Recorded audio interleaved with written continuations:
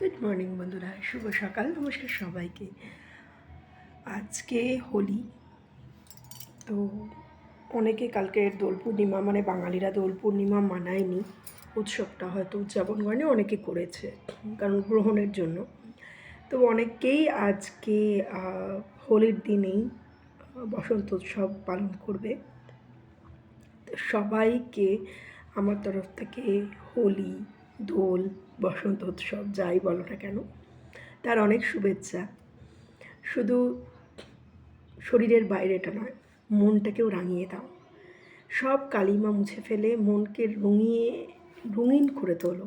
দেখবে প্রত্যেকটা জিনিসের মধ্যে যখন মন রঙিন হয়ে যাবে না, দেখবে সব ভালো লাগবে।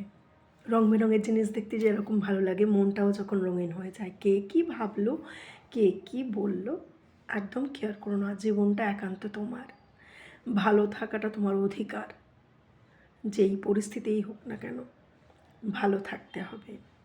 ভগবান এই পৃথিবীতে পাঠিয়েছে আমাদেরকে জীবনটাকে ভালোভাবে উপভোগ করার জন্য। অভাব, দারিদ্র, কষ্ট, দুঃখ, সমস্যা এটা জীবনের একটা অংশ। এগুলোকে ভুলে গিয়ে সত্যিই মনকে রাঙিয়ে তোলো। মন রাঙিয়ে গেলে জীবনও রঙিন হয়ে যাবে। ভালো থেকো, ভালো রেখো।